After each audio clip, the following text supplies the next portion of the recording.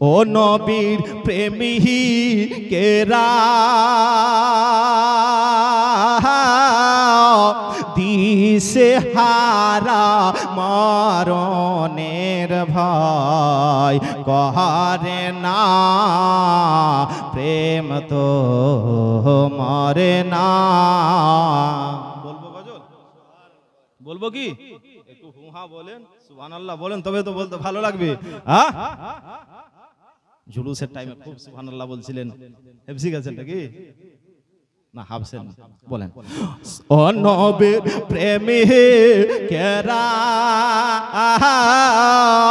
দিশে হারা মরণের ভয় করে না প্রেম তো মরে না। ও নবীর প্রেমী কেরা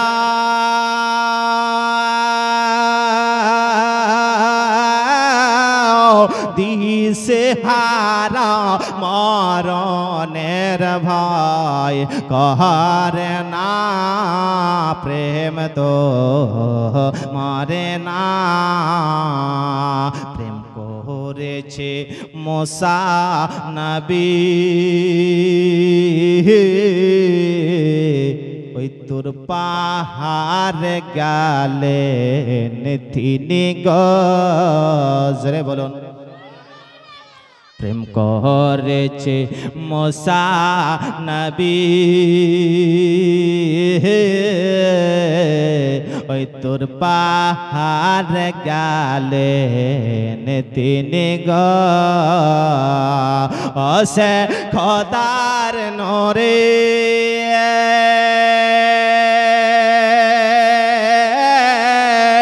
পাহাড় জলে তবু মুসা জলে না প্রেম তো মরে না।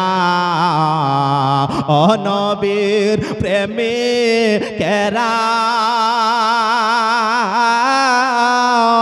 দিশে হারা মরণের ভয় করে না প্রেম তো মরে না।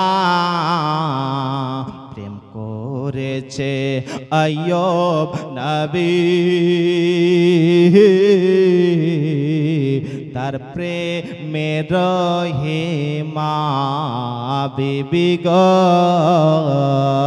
প্রেম করেছে আইয়ুব নবী তার প্রেমে রহিমা বিবি গো। সে 18 সাল কি রাই খাইলু তব প্রেম তো ছাড়ে না প্রেম তো মরে না। ও নবীর প্রেমে কেরা দিশে হারা মরণের ভয় করে না প্রেম তো মরে না। প্রেম করেছে ইব্রাহিম নবী ওই নমরুদের আগুনে ফেলে গো। প্রেম করেছে ইব্রাহিম নবী নমরুদের আগুনে ফেলে গো। সে আগুন হইল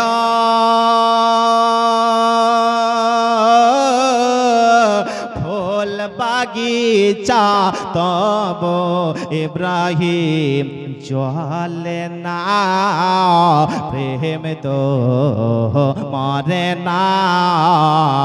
ও নবীর প্রেমে কেরা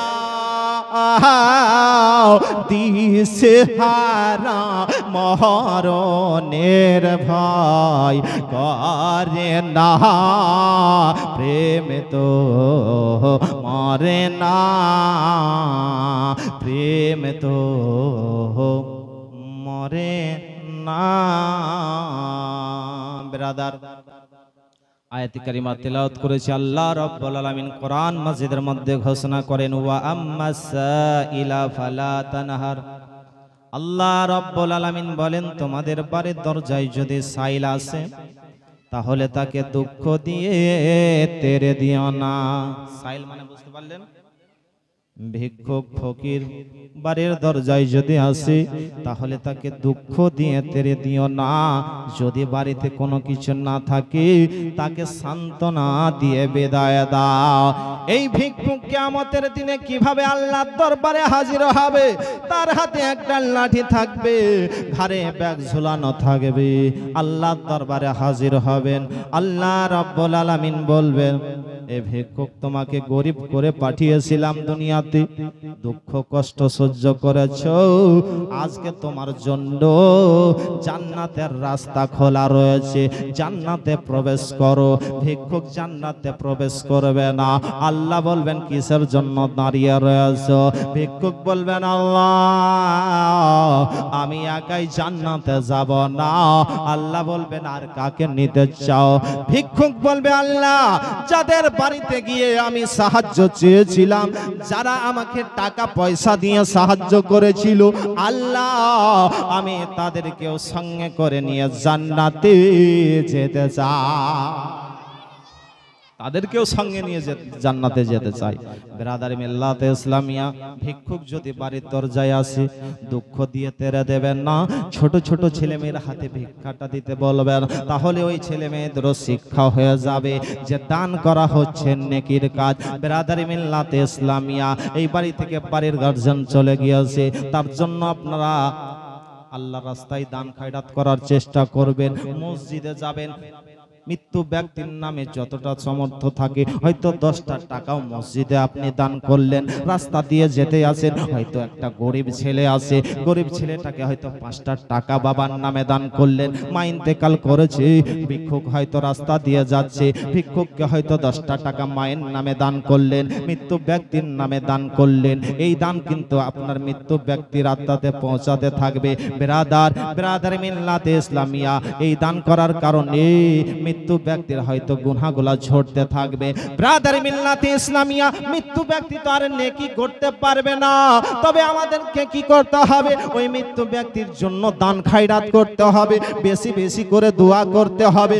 ও ব্রাদার মিল্লাতে ইসলামিয়া, বিশ্বনবীর বেটি মা ফাতেমাতুজ জাহরা রাদিয়াল্লাহু তাআলা আনহা, তিনি কিভাবে ভিক্ষুককে কিভাবে তিনি দান করতেন গো?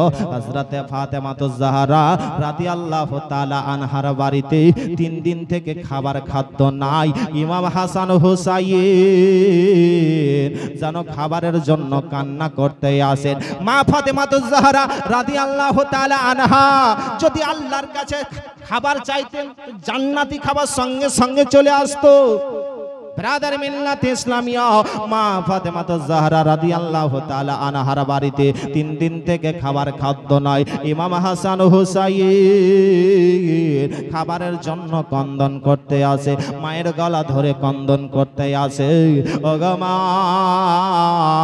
আমাদের বাড়িতে খাবার নাই, 3 দিন থেকে অনাহারে রয়েছি গো মা, খাবার কি আমাদের বাড়িতে আসবে না? ইতিমধ্যে যেন একটা মদিনার নারী একটা রুটি নিয়ে ফাতেমার বাড়িতে হাজির হয়ে গেছে। জোরে বলুন।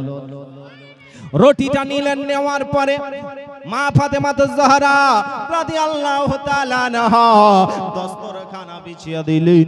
দস্তরখানা বিছানোর পরে ইমামে হাসান ডান দিকে বসলেন, ইমামে হোসেন বাম দিকে বসলেন, সামনে হযরতে আলী মুর্তজা রাদিয়াল্লাহু তাআলা আনহু বসলেন, ফাতেমার সঙ্গে বসলেন গো। ওই রুটিটা খেতে যাবে, মুখে উঠাতে যাবে, ইতিমধ্যে ফাতেমার বাড়িতে একজন ভিক্ষুক এসে যেন হাজির হয়ে গেছে। ইল্লাল্লাহর জিকির দিয়েছে, বলে ওগো বিশ্বনবীর বেটি ফাতেমা, আজকে আমি 4 দিন থেকে অনাহারে রয়েছি গো।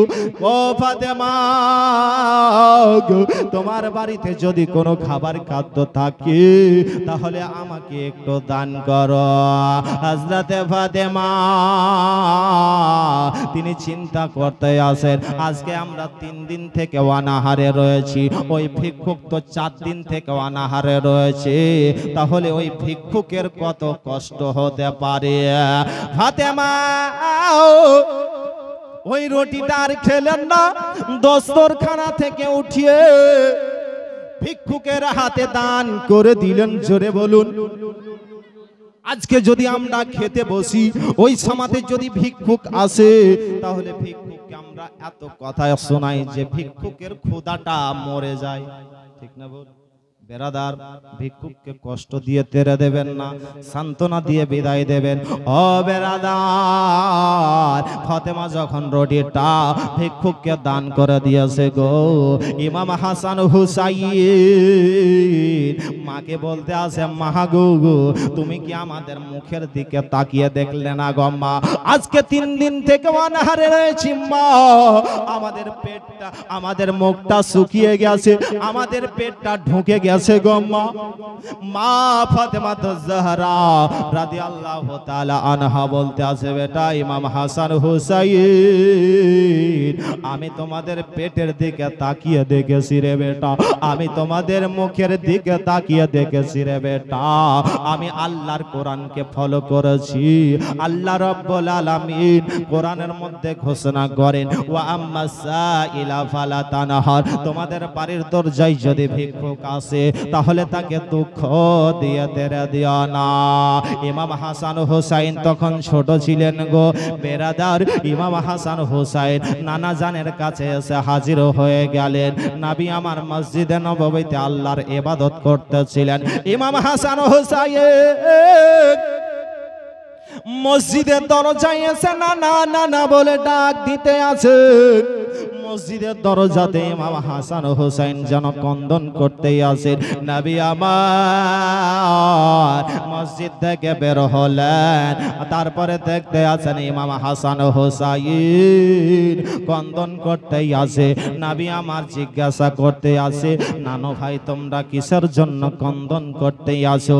ইমাম হাসান হুসাইন বলে, নানা গো, আজকে একটা অভিযোগ নিয়ে এসেছি। বলে, কি অভিযোগ নানো ভাই, একটু বলো বলো।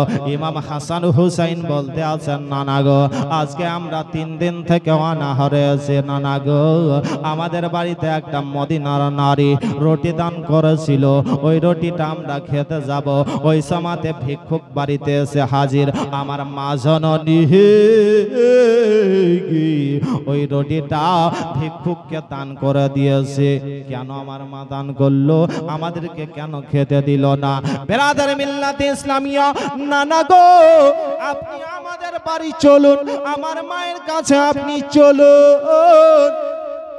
নবী মুস্তাফা ইমাম হাসান হুসাইনকে সঙ্গে করে নিয়ে ফাতেমার বাড়িতে এসে হাজির হলেন। বলে, বেটি ফাতেমা, তুমি কি রুটিগুলা সত্যি করে তুমি দান করে দিয়েছো? বলে, আব্বা গো, আমি আল্লাহর রাস্তায় দান করে দিয়েছি। ইমাম হাসান হুসাইনের মুখের দিকে আমি তাকিয়ে দেখেছি, ইমাম হাসান হুসাইনের পেটের দিকে আমি তাকিয়ে দেখেছি, আল্লাহর কোরআনকে আমি ফলো করেছি। আল্লাহ রাব্বুল আলামিন কোরআনের মধ্যে ঘোষণা করেন, ওয়া আম্মাস সাইলা ফালা তানহার, তোমাদের বাড়ির দরজায় যদি সাইল আসে তাকে দুঃখ দিয়ে তেরে দিও না, আমি আল্লাহর রাস্তায় রুটিটা দান করে দিয়েছি। নবী আমার ইমাম হাসান হুসাইনকে সান্ত্বনা দিতে আসেন।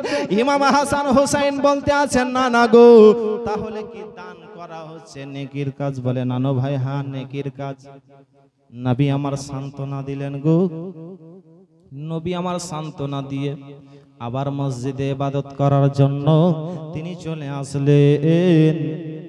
ওইদিকে রাত লাগতে আসলো। মা ফাতেমা জাহরা রাদিয়াল্লাহু তাআলা আনহা ইমাম হাসান হুসাইনকে পেটে থাবা দিয়ে বারান্দাতে ঘুমিয়ে দিলেন। নিকটে হযরতে মাওলায়ে আলী তিনিও যেন ঘুমিয়ে গেলেন গো বেরাদার। ওইদিকে রাত হয়ে গেছে। মা ফাতেমা তো জাহরা রাদিয়াল্লাহু তাআলা আনহা রাত্রিবেলায় যেন আপনার ইবাদত শুরু করে দিলেন। তাহাজ্জুদের নামাজ পড়লেন। কিসের নামাজ? তাহাজ্জুদের নামাজ। আজ তো আমরা 5 ওয়াক্ত ঠিক মতন পড়ি না, তাহাজ্জুদ আর কখন পড়বো নাকি? ব্রাদারে মিল্লাতে ইসলামিয়া মা বোনেরা তো বিড়ি বাঁধতে ব্যস্ত। বিড়ি বাঁধে হাজরাত, এদিকে বিড়ি বাঁধে মা বোনেরা, বিড়ি বাঁধতে ব্যস্ত, কিন্তু নামাজ পড়তে পারেন না। মায়েরা মা ফাতেমার মতন তো হতে পারবেন না। মা ফাতেমার কানিজ হয়ে যান, বাঁধি হয়ে যান। মা ফাতেমা তো জাহরা রাদিয়াল্লাহু তাআলা আনহা এমন ইবাদত করতেন, এক সেজদাতে ফজর হয়ে যেত। জোরে বলুন সুবহানাল্লাহ। মা ফাতেমা তো জাহরা রাদিয়াল্লাহু তাআলা আনহার মাথার চুল কোনো পরপুরুষে দেখেননি গো।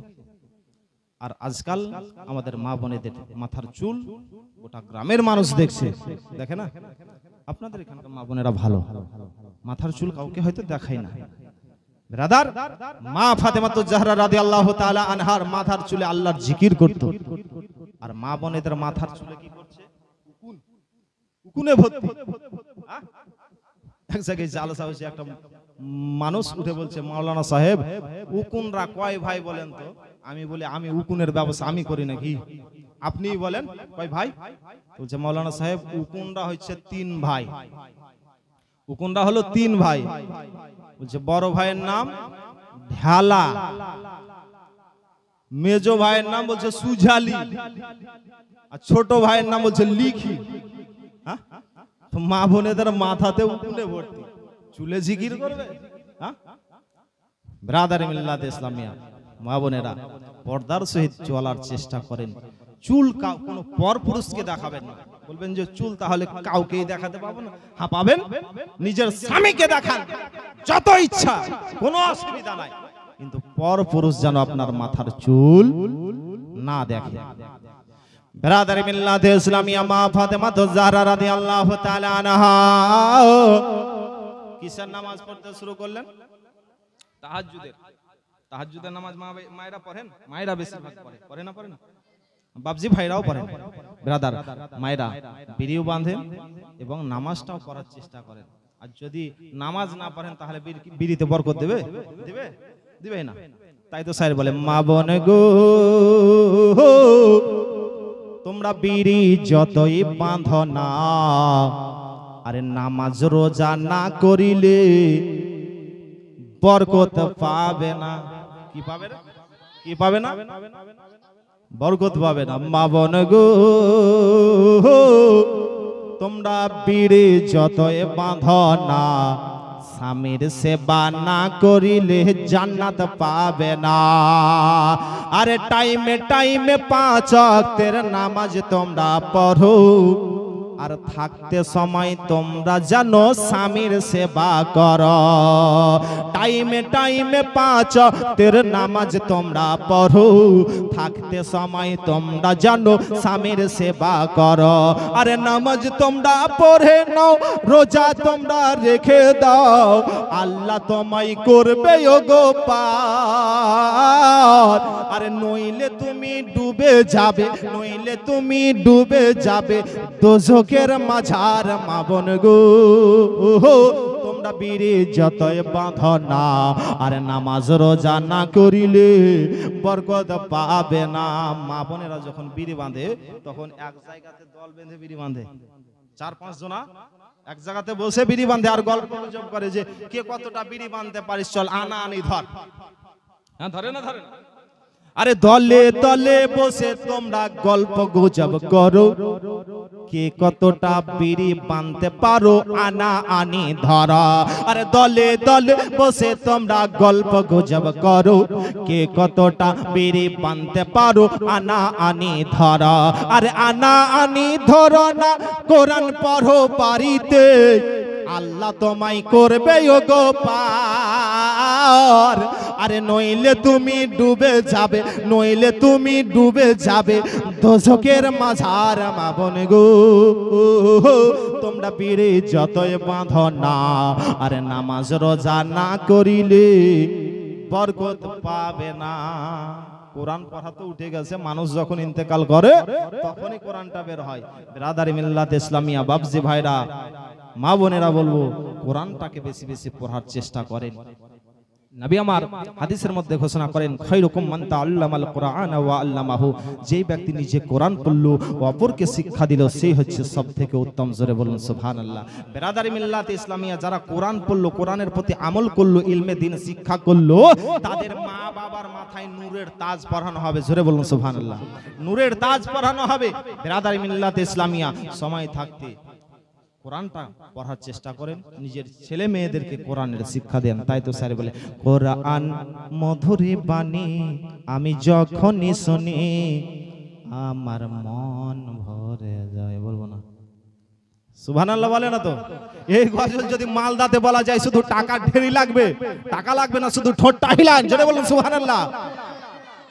কোরআন মধুরি বাণী আমি যখনই শুনি, কোরআন মধু, বলো তোমরাই তো,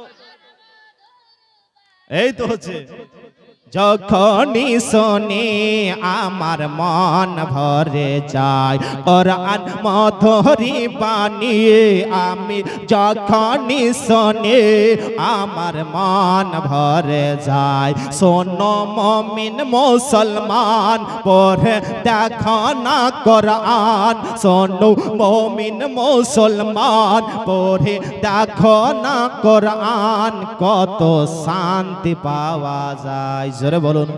বিরাদার মিল্লাত ইসলামিয়া মা ফাতেমা জাহরা রাদিয়াল্লাহু তাআলা আনহা ইমাম হাসান হুসাইনকে ওই রাত্রি বেলায় পেটে থাবা দিয়ে ঘুমিয়ে দিলেন গো। হযরত মাওলায়ে আলী তিনিও যেন ঘুমিয়ে গেলেন। মা ফাতেমা জাহরা রাদিয়াল্লাহু তাআলা আনহা ওই রাত্রি বেলায় তাহাজ্জুদের নামাজ আদায় করলেন। তাহাজ্জুদের নামাজ আদায় করার পর দেখতে আছেন ফজরের টাইম হয়ে গেছে। ফজরের নামাজটাও আদায় করে নিলেন। ফজরের নামাজ আদায় করার পরে কি আল্লাহর কোরআন যেন তেলাওয়াত করতে আসে, আল্লাহর কোরআন যেন পড়তে আসে। আল্লাহর কোরআন পড়ার পরে আল্লাহর কাছে যেন দোয়া করতে আসে, আল্লাহ তুমি বলেছো দানের পরিবর্তে দান পাওয়া যায়। আল্লাহ আজকে আমার ইমাম হাসান হুসাইন 3 দিন থেকে অনাহারে রয়েছে। আল্লাহ সকাল বেলায় উঠে যদি আমার কাছে খাবার চাই, বাড়িতে তো খাবার নাই, আল্লাহ একটু খাবারের ব্যবস্থা করে দেন। আল্লাহ রাব্বুল আলামিন মা ফাতেমা জাহরা রাদিয়াল্লাহু তাআলা আনহার দোয়া যেন কবুল করে নিলেন গো।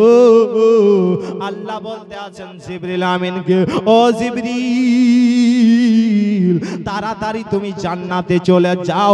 জান্নাতে যাওয়ার পরে জান্নাতি খাবার 1 প্লেট বিশ্ব নবীর বেটি ফাতেমার বাড়িতে হাজির করে দাও। সঙ্গে সঙ্গে জিবরিল আমিন জান্নাতে গেলেন আর জান্নাতি খাবার 1 প্লেট বিশ্ব নবীর বেটি ফাতেমার বাড়িতে হাজির করে দিলেন। জান্নাতি খাবার আসলো কোন কারণে? যে নিজে না খেয়ে ভিক্ষুককে দান করার কারণে। বিরাদারি মিল্লাত ইসলামিয়া বাবজি ভাইরা, আপনি আল্লাহর রাস্তায় দান করবেন, কোন দিক দিয়ে যে আপনার বরকত দেবে আপনি বুঝতেই পারবেন না। দোতলা পাকা বাড়ি, বাড়িতে বাপ রয়েছে আর বেটি। বাপ হচ্ছে বখিল কাঞ্জুস, বেটি হচ্ছে দানি।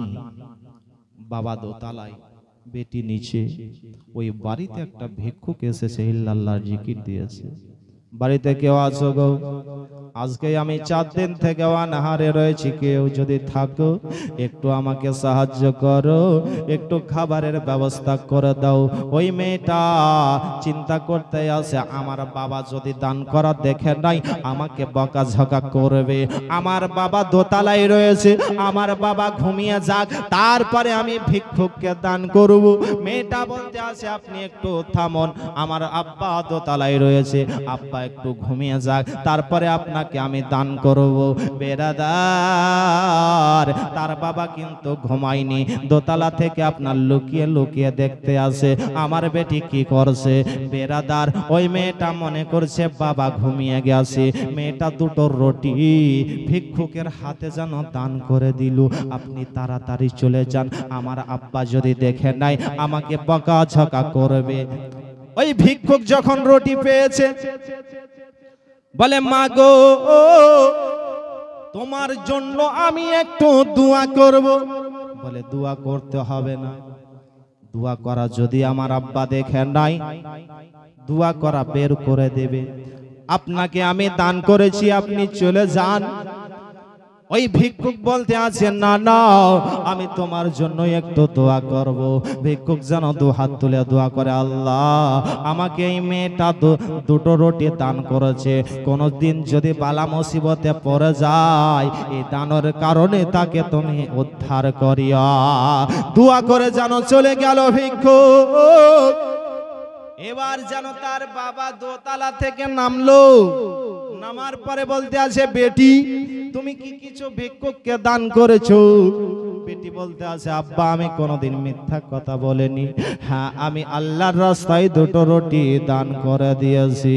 বলে, বেটি রে, তুই দান করে বাড়ি ঘরের সমস্ত কিছু শেষ করে দিবি। বেটি যা, ঘরের মধ্যে বড় হাঁসুয়াটা একটু আছে, নিয়ে আয়।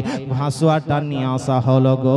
নিয়ে আসার পরে ওই বাপ কি করলো, মেয়েটা যেই হাতে দান করেছিল ওই ডান হাতটাকে এক কোপ মেরে দিয়েছে। মেয়েটা যেন কাতলা মাছের মতন যেন লাফাতে আরম্ভ করেছে। বলে, আব্বা গো, দান করার কারণে আপনি আমাকে আমার হাতটা কেটে দিলেন আব্বা গো। বেরাদার, তার বাপ বলতে আছে, বেটি রে, তোকে আর আমি বাড়িতে রাখবো না, বাড়ি থেকে তুই বের হয়ে যা। বলে, আব্বা গো, আমি বাড়ি থেকে বের হয়ে যাব, বাড়ি থেকে আমি চলে যাব। যদি হাতটা না কাটতেন তাহলে কোনো হয়তো ভালো ছেলের সঙ্গে আমার বিবাহটা হতো।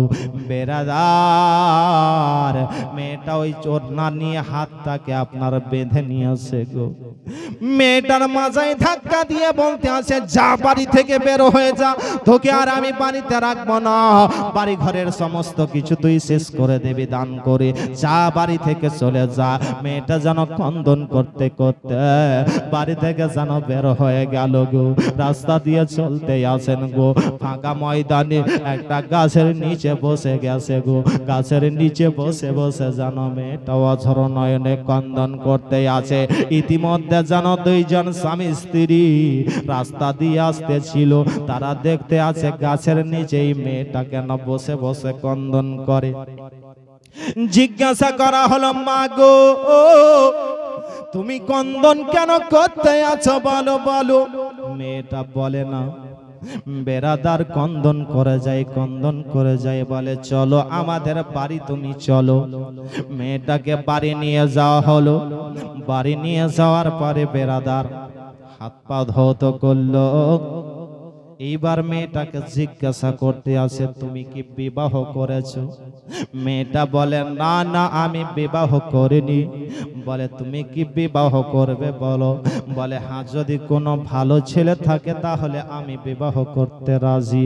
ওই মেয়েটারই ছেলে ছিল, তার ছেলেকে বলল, বেটারি তুমি কি বিবাহ করবে? বলে, মাহাগো, যদি কোনো ভালো মেয়ে থাকে তাহলে আমি বিবাহ করতে রাজি। বলে, বেটারে, আমাদের বাড়িতে একটা খুব সুন্দর রমণী এসেছে, তার সঙ্গে তোমার বিবাহ দেব। বেটা বলে, মা গো, যাকে দেখে তোমরা দিবে তাকে আমি কবুল করে নেব। বেরাদার, এখনকার মা আপনার ছেলে মেয়েরা কিন্তু মা বাবাকে অনেক ফাঁকি দেয়, দেয় না, দেয় না? অনেক ফাঁকি দিয়েছে। যে মা বাবা কষ্ট করে লালন পালন করলো, আর সেই মেয়ে 18 বছর 22 বছর হচ্ছে, ছেলে মেয়ে আপনার এই বয়সের উপযুক্ত হচ্ছে, আর মা বাবাকে ফাঁকি দিয়ে চলে যাচ্ছে। ওই বিয়েতে কি বরকত হবে? হবে? কখনোই হবে না। মা বোনেরা, নিজের ছেলে মেয়েটাকে আপনার একটু সংশোধন করার চেষ্টা করুন। আসুন বেরাদার, ওই ছেলেটা বলতে আছে, মা গো, যদি ভালো মেয়ে থাকে তাহলে আমি বিবাহ করতে রাজি। বলে বেটারে আমাদের বাড়িতে একটা খুব সুন্দর রমণী এসেছে, তার সঙ্গে তোমার বিবাহ দেব।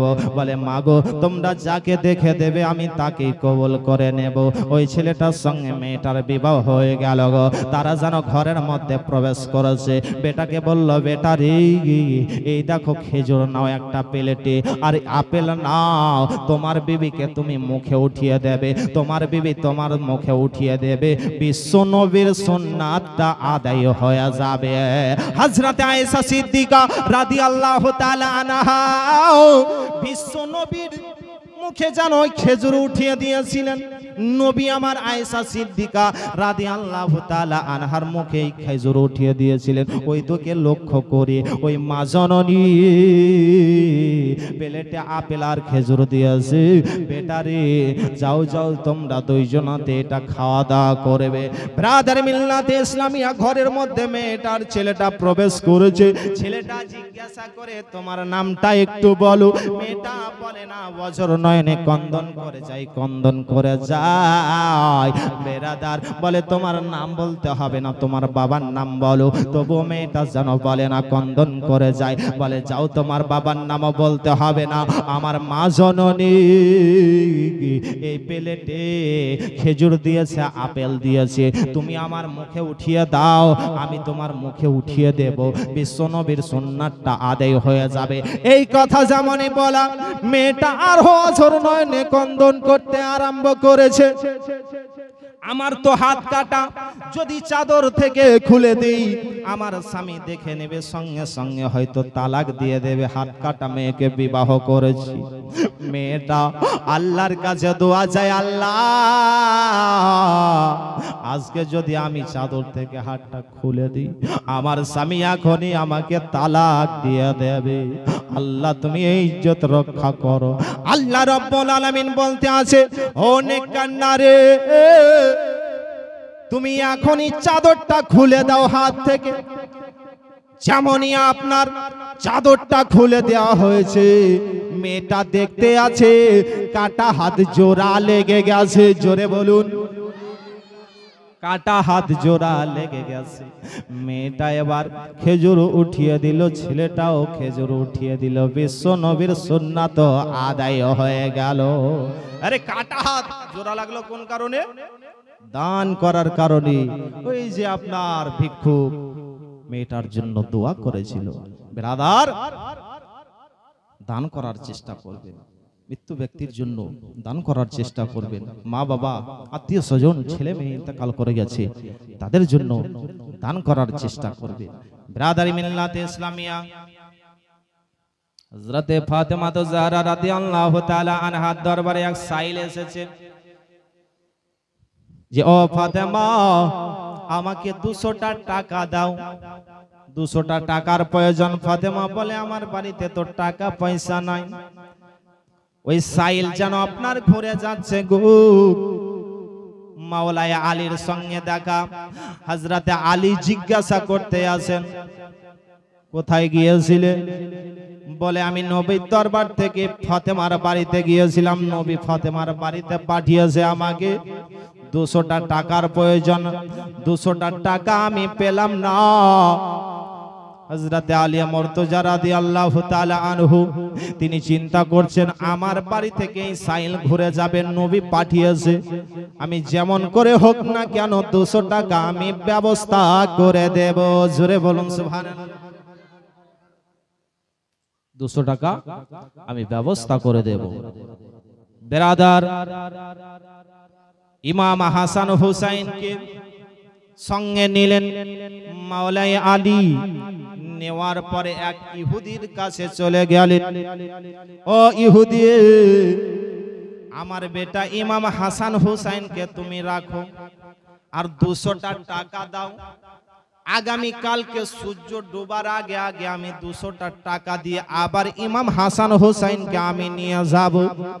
ইহুদি বলতে আছে, ও আলী তুমি যদি সূর্য ডোবার আগে 200টা টাকা না দিতে পারো তাহলে আর ইমাম হাসান হুসাইনকে ঘুরে তুমি পাবে না। বলে ঠিক আছে, দাও আমাকে 200টা টাকা দাও। ইহুদি 200টা টাকা দিল গো। মাওলায়ে আলী 200 টাকা নেওয়ার পরে ওই সাইলকে আপনার 200 টাকা দিয়ে দিলেন। 200 টাকা দেওয়ার পরে মাওলায়ে আলী চিন্তা করতে আসেন, আমি এবার টাকা কোথায় পাবো? টাকা যদি না পাই তাহলে ইমাম হাসান হুসাইনকে তো আর ছুটিয়ে আনতে পারবো না। আমার বিবি ইমাম হাসান হুসাইনের জন্য কন্দন করবে, নবীর দরবারে আমি কি জবাব দেব? বেরাদার, মাওলায়ে আলী রাত্রি বেলায় ঘুমিয়ে আসেন বিবির কাছে, যেন ফোপরে ফোপরে যেন কন্দন করতে আসে। ফাতেমা জিজ্ঞাসা করে, স্বামী গো আপনি কেন কন্দন করতে আসেন? আপনার কি মাথায় ব্যথা করছে? আপনার কি পেটে ব্যথা করছে? ফাতেমাকে বলে, বেবির আমার পেটে ব্যথা করে না, আমার মাথায় ব্যথা করে না, কিন্তু ইমাম হাসান হুসাইনের কথা বলে না যে আমি ইহুদির বাড়িতে রেখে এসেছি। বেরাদার, ওইদিকে বেলাল যখন ফজরের আজান দিল গো, তখন মাওলায়ে আলী বিছানা থেকে উঠে মসজিদের মধ্যে হাজির হয়ে গেলেন। নবীর পিছনে ফজরের নামাজ আদায় করলেন। নামাজ আদায় করার পরে সবাই নামাজ পড়ে মসজিদ থেকে বের হয়ে গেল। মাওলায়ে আলী মসজিদ থেকে বের হয় না, মসজিদের এক কোনায় বসে বসে আল্লাহর কাছে যেন দোয়া করতে আছেন, আল্লাহ আমার 200 টাকার প্রয়োজন, আমি এখন 200 টাকা কোথায় পাবো? যদি আমি 200 টাকা না পাই ইমাম হাসান হুসাইনকে ইহুদির কাছ থেকে ছুটিয়ে আনতে পারবো না। বেরাদার, মাওলায়ে আলী যেন কন্দন করছে না আর দোয়া করছে।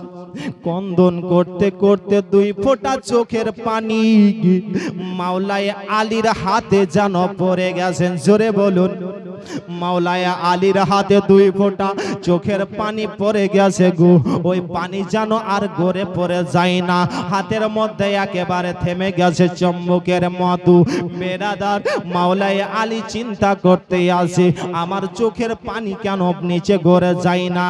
কি এটা কি মণিমুক্তা, এটা কি স্বর্ণ নাকি কি রয়েছে?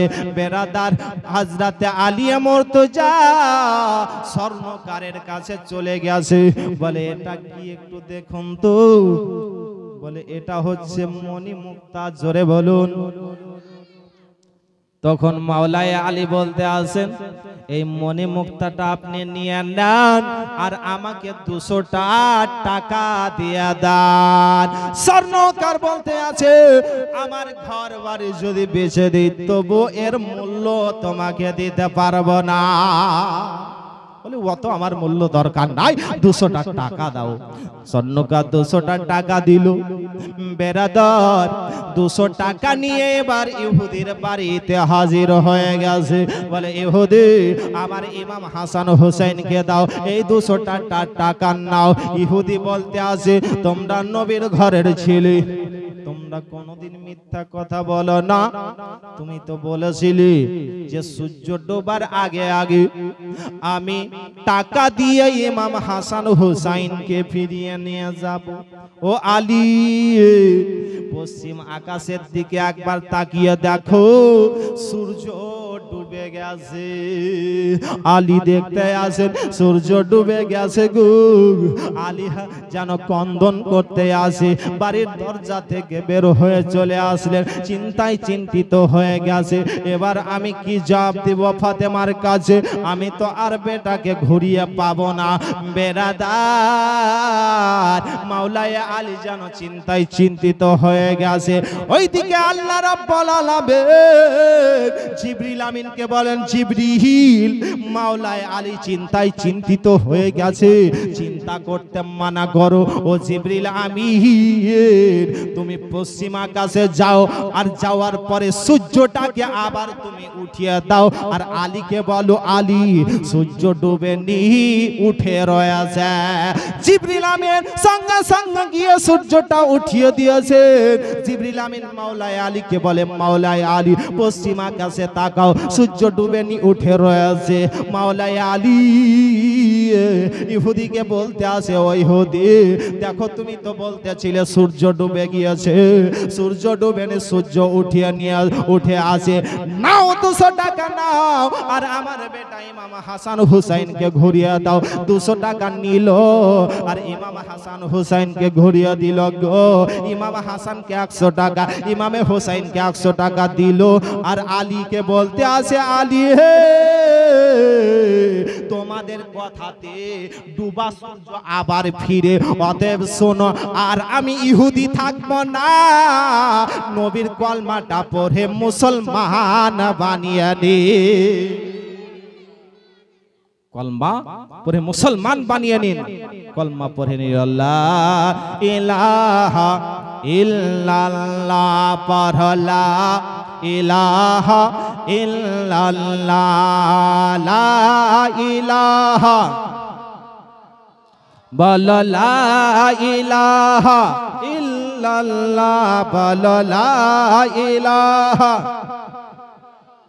বল আসমানের মালিক জয় আল্লাহ, বল লা ইলাহা, আসমানের মালিক জয় আল্লাহ, বল লা ইলাহা ইল্লাল্লাহ, বল আসমানের মালিক জয় আল্লাহ, বল আসমানের মালিক জয় আল্লাহ, জমিনের মালিক সেই আল্লাহ, বল লা ইল্লাল্লাহ, বল লা জান্নাতের মালিক যে আল্লাহ, বল লা ইল্লাল্লাহ, জান্নাতের মালিক যে আল্লাহ, বল জান্নাতের মালিক যে আল্লাহ, জাহান্নামের মালিক যে আল্লাহ, বল লা ইলাহা, বল লা ইলাহা ইল্লাল্লাহ, লা ইলাহা ইল্লাল্লাহ মুহাম্মাদুর রাসূলুল্লাহ। আল্লাহুম্মা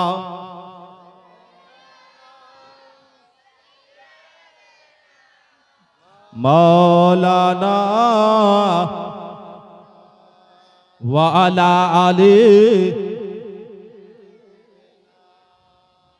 মাওলানা মুহাম্মদ সাল্লাল্লাহু আলা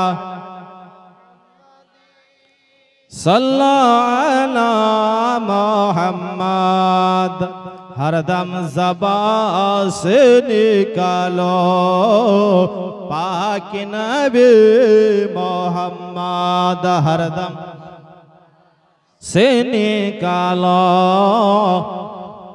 शफीअना मोहम्मद। একবার দেখা দাও দয়ার নবী গো, ও তোমায় নয়ন ভরে আমি দেখব। একেবারে নতুন গজল, দিল বাগ বাগ হয়ে যাবে, জোরে বলুন সুবহানাল্লাহ। একবার দেখা দাও দয়ার নবী গো, তোমায় নয়ন ভরে আমি দেখব। একবার দেখা দাও দয়ার নবী গো, আমি নয়ন ভরে তোমায় দেখব। আরে মদিনাতে আছেন নবী অনেক বহু দূরে, কিন্তু আমি রাখি তারে বুকের ভেতরে। জোরে বলুন, এই গজলটা শুনেন বুঝতে পারবেন। মদিনাতে আছেন নবী অনেক বহু দূরে, কিন্তু আমি রাখি তার বুকের ভিতরে। দেখা দাও স্বপনেতে, কথা বলবো গোপনেতে। দেখা দাও স্বপনেতে, কথা বলবো গোপনেতে। ও আমি অনেক কথাই তোমায় বলবো, আমি অনেক কথাই তোমায় বলবো। আরে নয়ন ভরে তোমায় দেখব। একবার দেখা দাও দয়ার নবী গো, ও তোমায় নয়ন ভরে আমি দেখব। একবার দেখা দাও দয়ার নবী গো, তোমায় পরাণ ভরে আমি দেখব। ওগো নবীর ভালোবাসা আছে, আল্লাহর ভালোবাসা আমার মনে বহুদিনে বিরাট একটা আশা। জোরে হলো না, একটু আস্তে বলেন। আরে নবীর ভালোবাসা আছে, আল্লাহর ভালোবাসা আমার মনের বহুদিনের বিরাট একটা আশা। মনে যে আর মানে না এসো শাহে মদিনা, মনে যে আর মানে না এসো শাহে মদিনা, মনে যে আর মানে না এসো শাহে মদিনা। আমি মনের দুয়ার খুলে রাখবো, আমি মনের দুয়ার খুলে রাখবো, আমি তোমায় নয়ন ভরে আমি দেখব। একবার দেখা দাও দয়ার নবী গো, তোমায় নয়ন ভরে, বলেন নয়ন ভরে আমি দেখব। একবার দেখা দাও দয়ার নবী গো, আমি নয়ন ভরে তোমায় দেখব। আরে যখন ছিলেন দয়ার নবী হালিমার বাড়িতে, বাঘে এসে ছাগল নিল চরোয়াগা থেকে। জীবনীতে শুনেছেন মা হালিমার ঘটনা। আরে যখন ছিলেন দয়ার নবী হালিমার বাড়িতে, বাঘে এসে ছাগল নিল চরোয়াগা থেকে। ছাগল আমি আর খাবো না, নবীকে দেখার বাহানা। জোরে বলুন, ছাগল আমি আর খাবো না, নবীকে দেখার বাহানা। ছাগল আমি আর খাবো না, নবীকে দেখার বাহানা। ও নবী আসলে কদম ধরে চুমবো, নবী আসলে কদম ধরে চুমবো, তোমায় নয়ন ভরে আমি দেখব।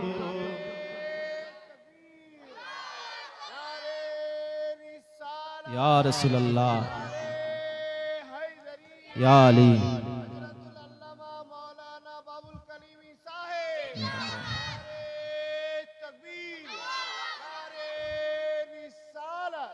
একবার দেখা দাও দয়ার নবী গো, তোমায় পরাণ ভরে আমি আমি দেখবো। এই কথাটা বলতে পারবে না, বলেন। একবার দেখা দাও দয়ার নবী গো, তোমায় নয়ন ভরে।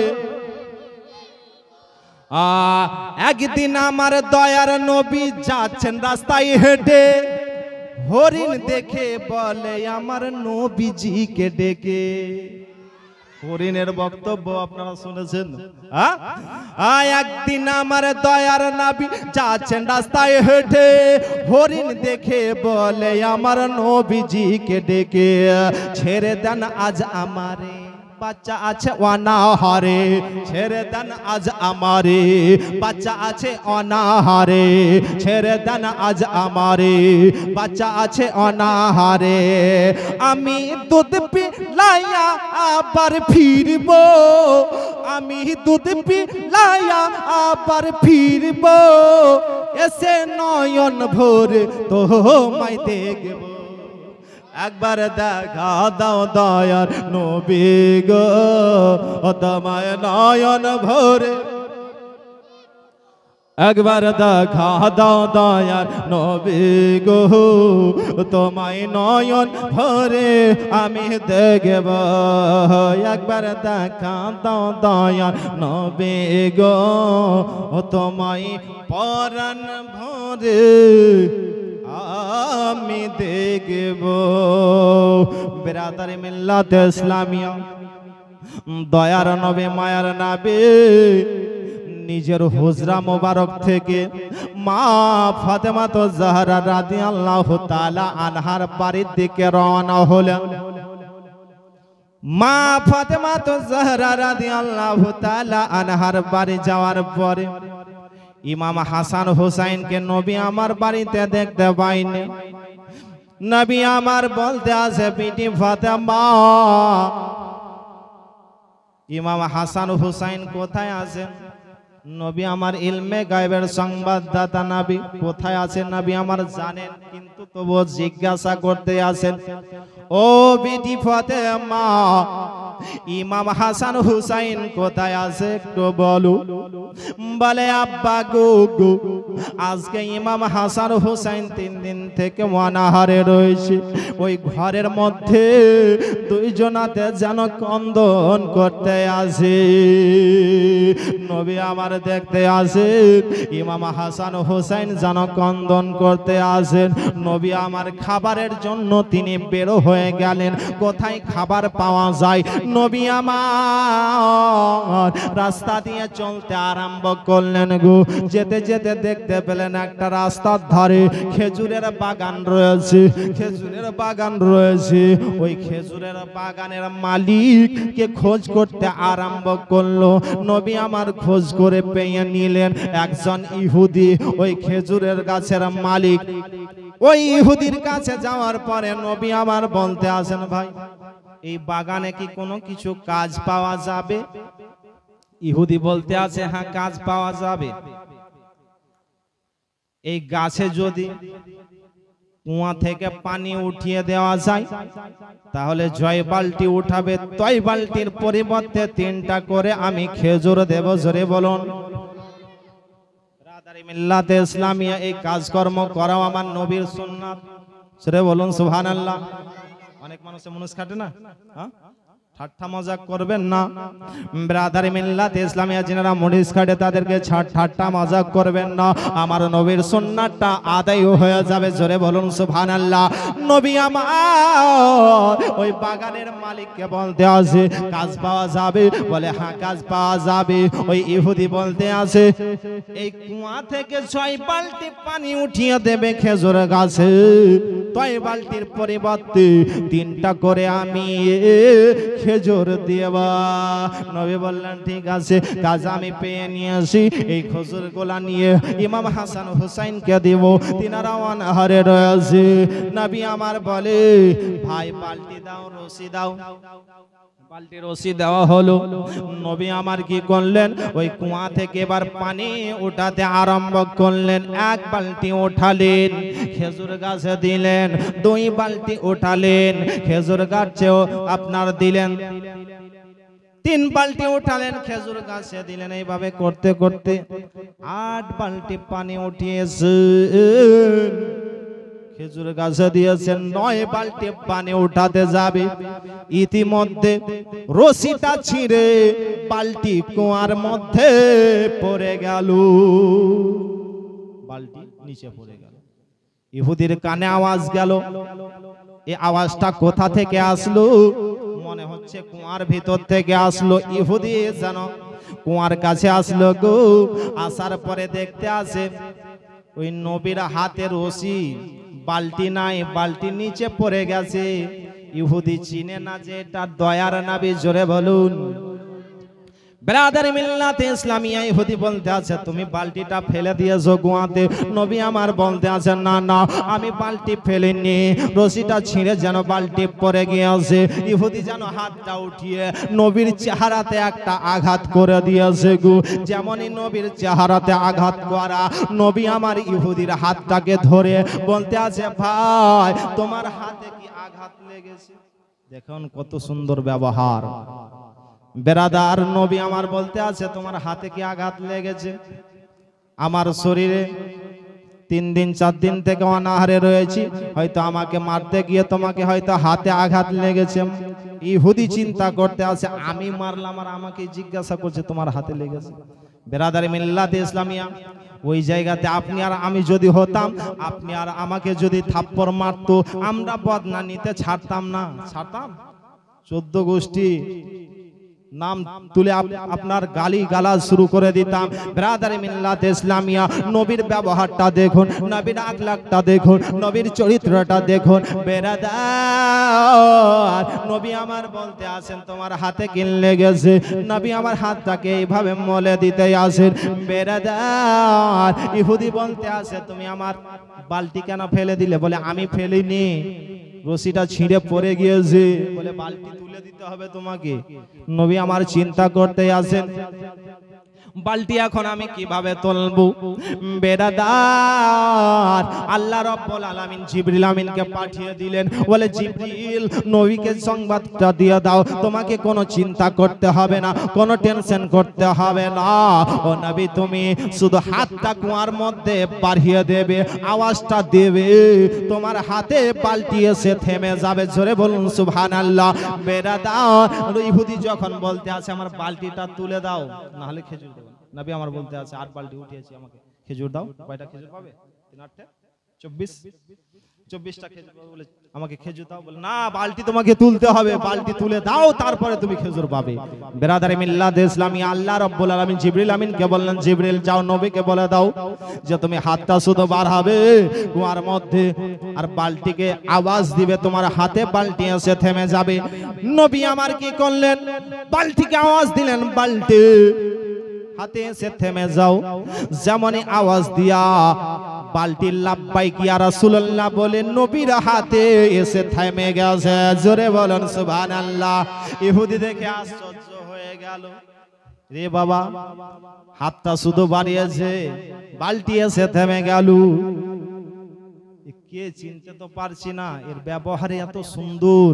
ব্রাদারে মিল্লাত ইসলামিয়া, নবী আমার বলতে আছে এবার আমাকে খেজুর দাও। 24টা খেজুর নবীকে দিয়ে দিলেন। নবী আমার ফাতেমার বাড়িতে হাজির হলেন। ওইদিকে ইহুদি চিন্তা করতে আছে আমি কার চেহারাতে আঘাত করলাম, আমি তো চিনতে পারি না। ইতিমধ্যে কয়েকজন ইহুদি, কয়েকজন মুসলমান ওই বাগানের পাশ দিয়ে যেতেছিল। যেতে যেতে দেখতে আসে ওই খেজুরের মালিক যেন মন খারাপ করে বসে রয়েছে। বলে কিসের জন্য তুমি মন খারাপ করে রয়েছো?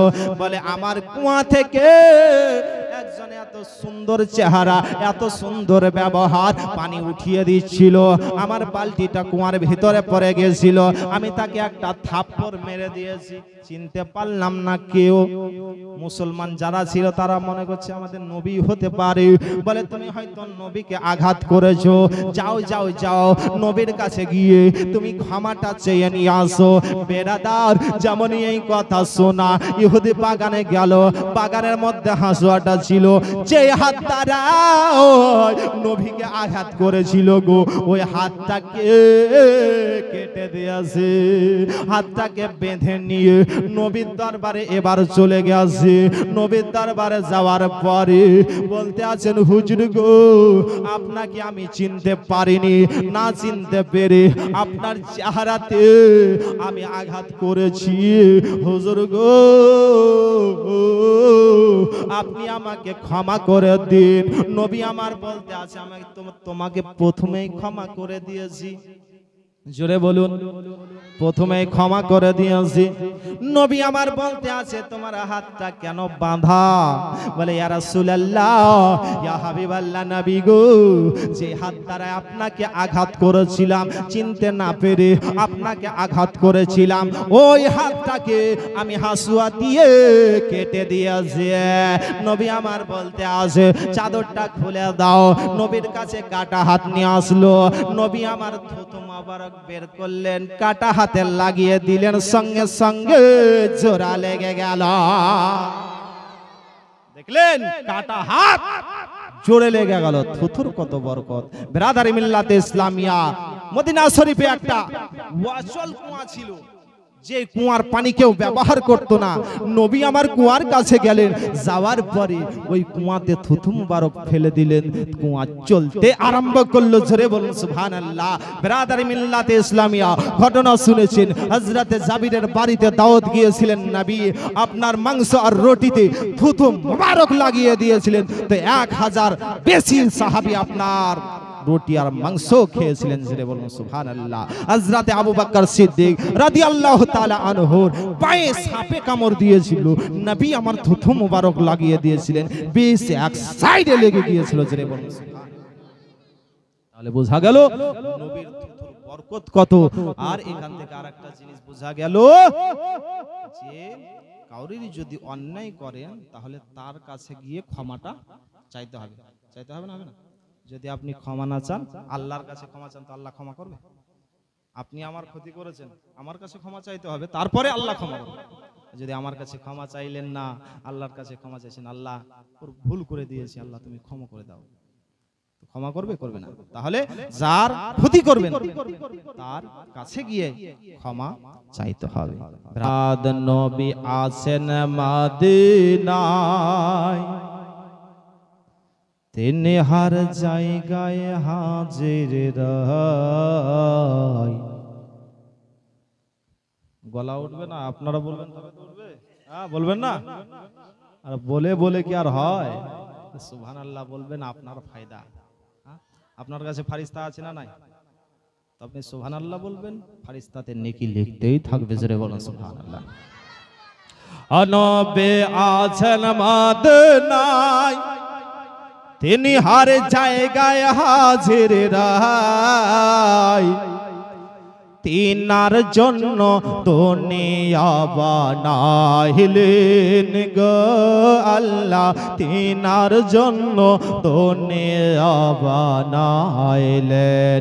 নবী আছেন মদিনায়, তিনি হর জায়গায় হাজির রয়। নবী আছেন মদিনায়, তিনি হর জায়গায় হাজির রয়। তিনার জন্য দুনিয়া বানাইলেন গো আল্লাহ, তিনার জন্য দুনিয়া বানাইলেন। নবী আছে কানে শুনি, চোখে দেখলাম না, তাই তো আমার মন যেতে চাই ওই সোনার মদিনায়। জোরে নবী আছে কানে শুনি, চোখে দেখলাম না, তাই তো আমার মন যেতে চাই সোনার মদিনায়।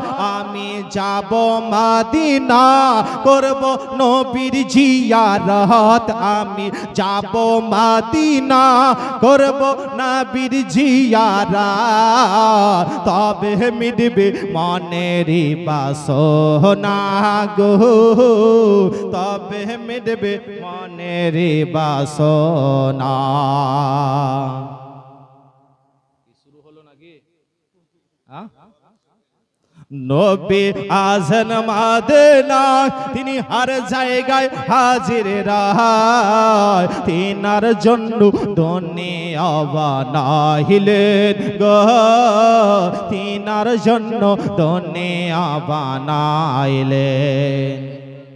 রাস্তা খালি দেখছিলা, হ্যাঁ দিবে তারপরে দিব নাকি? নবী আছে কানে শুনি, চোখে দেখলাম না, তাই তাই আমার মন যেতে চাই সোনার মদিনা। আমি যাব মদিনা, করব নবীর জিয়ারত। তবে মিটবে মনের বাসনা গো, তবে মিটবে মনের বাসনা। সামনে আমার আরব সাগর, কেমনে হব পার? আর পাখির মতো ডানা থাকলে ওই যেতাম ওই পার। জোরে বলুন। সামনে আমার আরব সাগর, কেমনে হব পার? আরে পাখির মতো ডানা থাকলে যেতাম ওই পার। আমি যাব মদিনা, নবী কাছে ডাকো না। আমি যাব মদিনা, নবী কাছে ডাকো না। তবে মিটবে মনের বাসনা গো, তবে মিটবে মনের বাসনা। আরব দেশের খেজুর মিষ্টি, মিষ্টি আরবে দানা। আবে জমজম কোপের পানি, পান করে ভাই দেখো না মহব্বতে আরব দেশের খেজুর মিষ্টি মিষ্টি আরবে দানা আবে জমজম কোপের পান পান করে ভাই দেখো না আমি যাব মদিনা তোমরা বাধা দিও না আমি যাব মদিনা তোমরা বাধা দিও না তবে মিটবে মনেরই বাসনা গো তবে মিটবে মনের বাসনা নবী আছেন মদিনায় তিনি হর জায়গায় হাজির রায় নবী আছেন মদিনায় তিনি হর জায়গায় হাজির রায় তিনার জন্য দুনিয়া বানাইলেন গো তিনার জন্য দুনিয়া বানাইলেন বেরাদার মা ফাতেমা জাহরা রাদিয়াল্লাহু তাআলা আনহা বাড়িতে কাজকর্ম করতেন কোরআন তেলাওয়াত করতেন বাড়িতে কাজকর্ম করতেন তবু কোরআন তেলাওয়াত করতেন মুখে কোরআন পড়তে থাকতেন আর এখনকার মা বোনেরা রান্না করে তবু মোবাইল বন্ধ হয় না ছোট ছোট ছেলে মেয়ে ভাত খাবে তবু মোবাইল বন্ধ হয় না ব্রাদার মিল্লাতে ইসলামিয়া মা ফাতেমা জাহরা রাদিয়াল্লাহু তাআলা আনহা ইমাম হাসান হুসাইন কে ঘুমাতেন কোরআন শুনিয়ে ঘুমাতেন জোরে বলুন মা ফাতেমা জাহরা রাদিয়াল্লাহু তাআলা আনহা কি করেছেন গো বাড়ির কাজকর্ম করে তিনার হাতে ঘরটা পড়ে গেছে ছিলকা পড়ে গেছে কেমন বাড়ির কাজকর্ম করতেন জাঁতা জাঁতা ঘোরাতেন জাঁতা বুঝতে পারছেন তো চাক্কি ব্রাদারে মিল্লাতে ইসলামিয়া মা ফাতেমা জাহরা রাদিয়াল্লাহু তাআলা আনহা রমজান মাসে রোজা রেখে জানো আপনার কি করেছেন জাঁতা ঘোরাচ্ছেন ইমাম হাসান হুসাইনকে যেন দোলনা দিতেন উম্মে আয়মান করলেন আমি আজকে ফাতেমার বাড়িতে যাব ফাতেমাকে দেখা করব উম্মে আয়মান দুপুরের টাইমে ফাতেমার বাড়ির দরজায় হাজির দরজা বন্ধ বাড়ির ভিতর থেকে আপনার জাঁতার আওয়াজ পাওয়া যাচ্ছে উম্মে আয়মান দেখতে আছেন দরজা বন্ধ দরজা একটু ফাঁক ছিল ওই ফাঁক থেকে দেখতে আছে মা ফাতেমা জাহরা রাদিয়াল্লাহু তাআলা আনহা তিনি যেন বারান্দায় ঘুমিয়ে আছে আর জাঁতা ঘুরতে আছে জোরে বলুন সুবহানাল্লাহ জাঁতা ঘুরতে আছে ইমাম হাসান হুসাইনের দোলনা দোলতে আছে মা ফাতেমা তো ঘুমিয়ে রয়েছে এই কাজ কে করছে উম্মে আয়মান নবীর দরবারে এসে হাজির হলেন ইয়া রাসূলুল্লাহ ইয়া হাবিবাল্লাহ নবী গো আপনার বেটি ফাতেমার বাড়ির দরজাতে আমি গিয়ে দেখলাম মা ফাতেমা যেন ঘুমিয়ে রয়েছে আর মা ফাতেমার চাক্কি যেন সুবহানাল্লাহ 100 টাকা দান করেছে বাস আল্লাহ তার দানকে কবুল করুক আমিন ব্রাদার মিল্লাতে ইসলামিয়া নবী কি করতেন হাসান বিন সাবিত নাত করতেন তো নবী আমার উপহার দিতেন জোরে বলুন সুবহানাল্লাহ এই টাকা দেওয়াটাও নবীর সুন্নাত জোরে বলুন সুবহানাল্লাহ হাসান বিন সাবিতের সুন্নাত ব্রাদার মিল্লাতে ইসলামিয়া উম্মে আয়মান নবীর দরবারে গেলেন নবীকে বলতে আছেন ইয়া রাসূলুল্লাহ ইয়া হাবিবাল্লাহ নবী গো আমি ফাতেমার বাড়ির দরজাতে গেলাম দেখতে আসি ফাতেমা বারান্দায় ঘুমিয়ে আছে আর চাক্কি যেন ঘুরতে আছে ইমাম হাসান হোসেনের দোলনা দোলতে আছে এই কাজকর্ম কে করছে নবী আমার বলতে আছে উম্মে আয়মান আমার বেটি রোজা রেখেছে রোজা অবস্থায় যদি চাক্কি ঘোরাই ইমাম হাসান হুসাইনের দোলনা দোলাই ফাতেমা কষ্ট পাবে আঘাত পাবে ওই জন্য আল্লাহ রাব্বুল আলামিন খুশি হয়ে জিবরিল আমিনকে পাঠিয়ে দিয়েছেন জিবরিল যাও তুমি চাক্কিটা ঘোরাও ইমাম হাসান হুসাইনের দোলনা তুমি দলিয়া দাও বেরাদার আল্লাহ কতই মা ফাতেমাতুজ জাহরা রাদিয়াল্লাহু তাআলা আনহা ভালোবাসতেন। বিরাদারি মিল্লাত ইসলামিয়া জিবরিল আমিন এসে এই চাক্কি ঘোরাচ্ছেন, দোলনা দিতে আসেন। বিরাদার এই চাক্কি ঘুরিয়ে মা ফাতেমার হাতে ঘটটা পড়ে গেছিল, ছিলকা পড়ে গেছে। মাওলাই আলী বলতে আছেন, ও বিবি ফাতেমা, তোমার আব্বার কাছে চলো, তোমার আব্বার কাছে অনেক গোলাম রয়েছে, একটা গোলাম গোলা নিয়ে আসো, বাড়ির কাজকর্ম করে দেবে, তোমার একটু সহযোগিতা করবে। বিরাদার মিল্লাতে ইসলামিয়া মা ফাতেমাতুজ জাহরা রাদিয়াল্লাহু তাআলা আনহা তিনি বললেন, স্বামী গো, আপনিও সঙ্গে করে চলুন, নবীর দরবারে জানো মাওলাই আলী আর মা ফাতেমাতুজ জাহরা রাদিয়াল্লাহু তাআলা আনহা এসে হাজির হয়ে গেছেন। বলে, আব্বা গো, আমার বাড়ির কাজকর্ম করে হাতে ছিলকা পড়ে গেছে, হাতে ঘটটা পড়ে গেছে। ইয়া রাসূলুল্লাহ, ইয়া হাবিবাল্লাহ, নবী গো, আপনার কাছে অনেক গোলাম রয়েছে, আপনি আমাকে একটা গোলাম গোলা দেন, আমার বাড়ির সহযোগিতা করবে।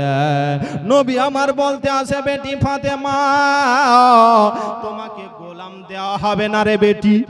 বলে, আব্বা গো, সবাইকে তো গোলাম দিচ্ছেন, আমাকে কেন দেবেন না?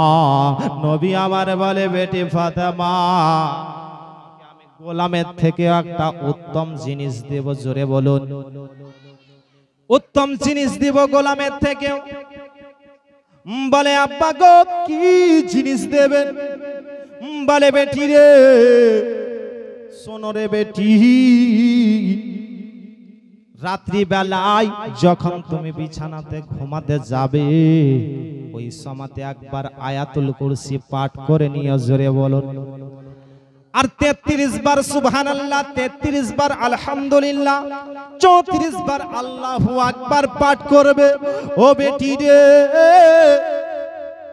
তুমি যে বাড়িতে কাজকর্ম করেছো, দুঃখ কষ্ট পেয়েছো, আঘাত পেয়েছো, সমস্ত দুঃখ কষ্ট তোমার দূরে সরে যাবে। জোরে বলুন সুবহানাল্লাহ।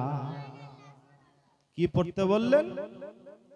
আয়াতুল কুরসি আর 33 বার সুবহানাল্লাহ, 33 বার আলহামদুলিল্লাহ, 34 বার আল্লাহু আকবার। বাড়িতে কাজকর্ম করেছেন আপনি, এই তাসবিহ ফাতেমা পাঠ করবেন, দুঃখ কষ্ট আপনার দূরে সরে যাবে। জোরে বলুন সুবহানাল্লাহ। এটা আপনার নামাজের শেষেও পাঠ করা যায়। মা বোনেরা, বাবজি ভাইরা অনেকেই পড়ে তাসবিহ ফাতেমা। এটাকে তাসবিহ ফাতেমা বলা হয়। তাসবিহ ফাতেমা মায়েরা পাঠ করার চেষ্টা করবেন। শুধু তাসবিহ ফাতেমা এরকম ভাবে পাঠ করেন না। এক চাচাকে দেখছি, চাচা কি করছে, তাসবিহ গুনতে আছে আর এদিকে গল্প করছে। চাচা কি গুনছেন? বলে, বাপ কুল পড়ছি, কুল। এদিকে গল্প করছে, এদিকে হাতও চলছে। বলে, চাচা কি পড়ছেন? বলে, বাপ কুল পড়ছি, কুল। বলে, চাচা কোন কুল পড়ছেন? কুল ইয়া আইয়ুহাল কাফিরুন পড়ছেন। বলে, না। কুল হুয়াল্লাহু আহাদ পড়ছেন। বলে, না। তাহলে কোন কুল পড়ছেন? কুল আউযু বিরাব্বিল ফালাক, কুল আউযু বিরাব্বিন নাস। বলে, না। তাহলে কোন কুল পড়ছেন? বলে, বাপ অন্য কুল পড়ছি আমি। শুনান না, কি কোন কুল পড়ছেন, তাহলে আমরাও আমল করব। তো ওই মানুষটা কি বলছে, যে কুল কুল কুল কুল কুল কুল কুল কুল কুল কুল কুল কুল। আচ্ছা বলেন তো, এই কুল কুল কুল কুল যদি পড়ে নেকি পাবে? এ কুলও যাবে, ও কুলও যাবে, দুই কুলই যাবে। যদি মনে করেন তাসবিহ ফাতেমা এরকম করলে হবে?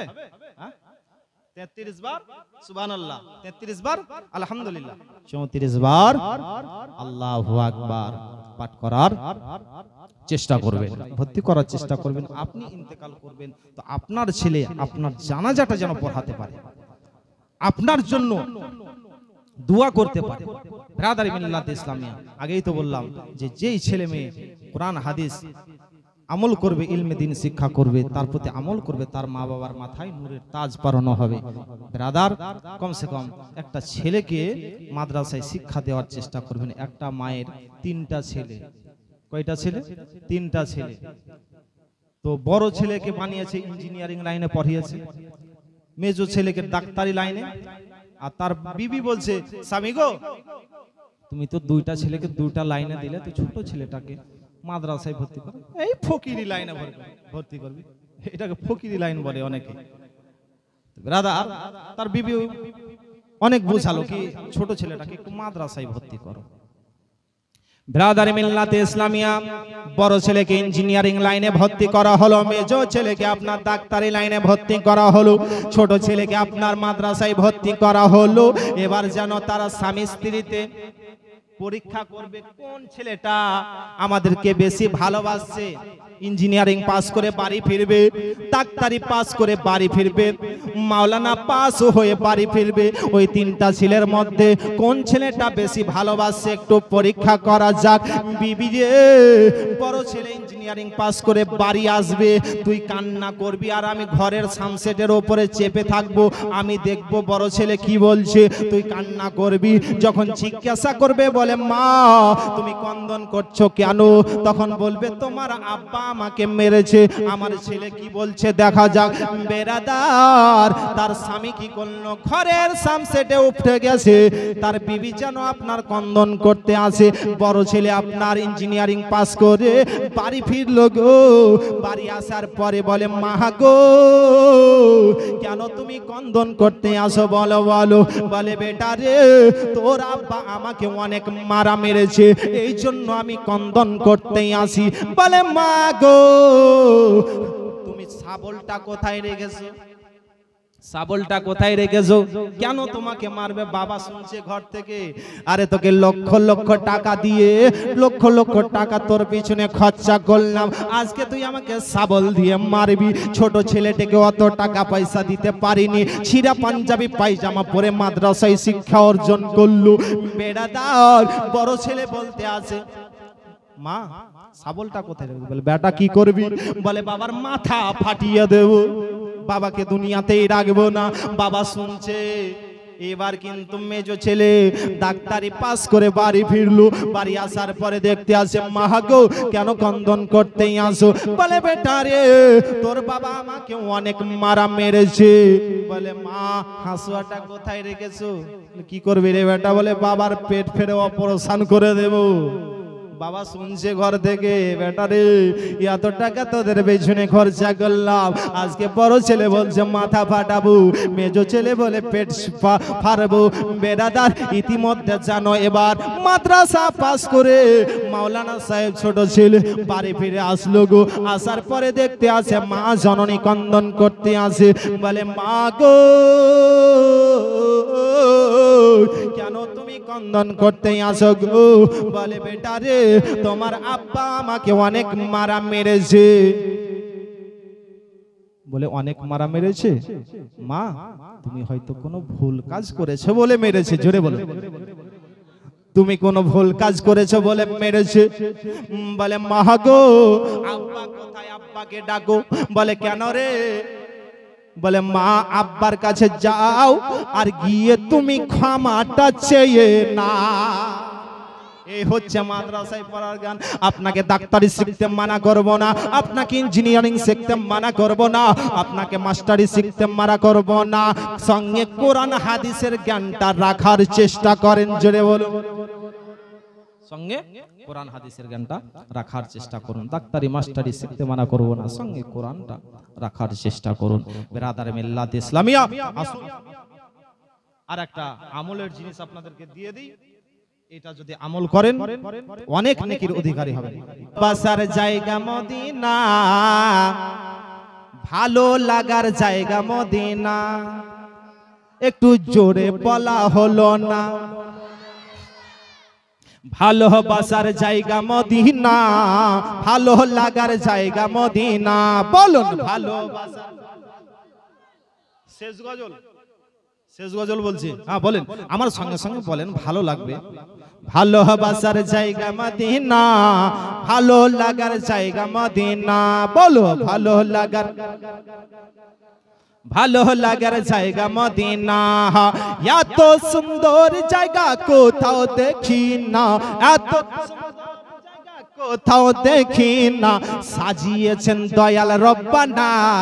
ভালোবাসার জায়গা মদিনা, ভালো লাগার জায়গা, ভালোবাসার ওই মদিনা শরীফে নূরের খাজিনা, মদিনা শরীফে নূরের খাজিনা, আশিক ছাড়া অন্য বোঝে না ভালোবাসা, ভালো লাগার জায়গা মদিনা, ভালোবাসার জায়গা মদিনা।